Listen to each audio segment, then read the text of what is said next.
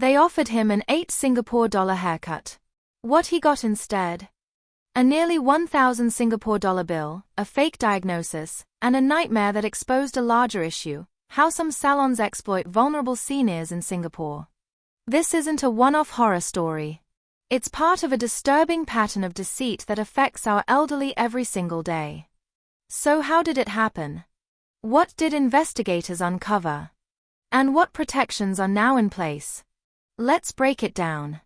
An elderly man walked into HairFun's Ang Mo Kio outlet, enticed by a poster advertising an $8 senior haircut. But what started as a routine trim soon turned into a manipulative upsell. In the middle of the session, an employee pulled up graphic images on a monitor, claiming they showed hemorrhaging on the man's scalp. No scans were done. No proper diagnostics. Just shock tactics. And before the elderly man could fully process what was happening, the staff applied some mysterious powder to his hair and led him to the payment counter. There, they got him to key in his PIN, without showing the amount being charged. He was billed nearly 1,000 Singapore dollars for a package he never agreed to buy, a series of 10 treatment sessions based on a condition he didn't even have. The real kicker?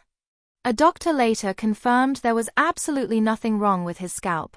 Following this and other similar complaints, the Consumers Association of Singapore referred the matter to the Competition and Consumer Commission of Singapore.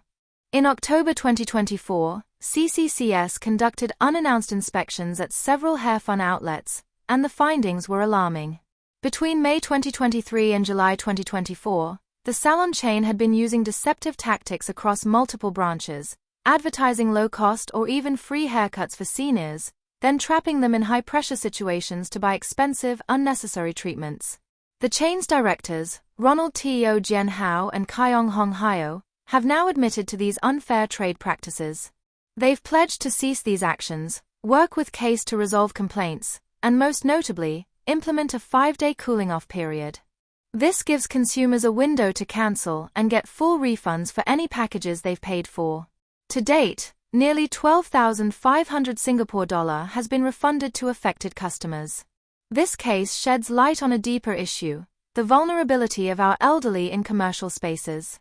These are people who might not understand digital payments, who might hesitate to question authority, and who often trust too easily. How can we better protect our seniors from scams disguised as sales? How do we ensure transparency in everyday transactions? Should stricter licensing or surveillance be applied to personal care outlets offering medical-sounding treatments?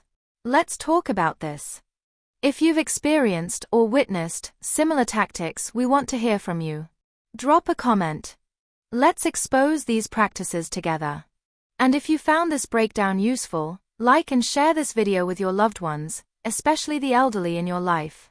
Subscribe to 2230 for stories that empower, inform, and protect. Because no one should have to pay $1,000 for an $8 haircut.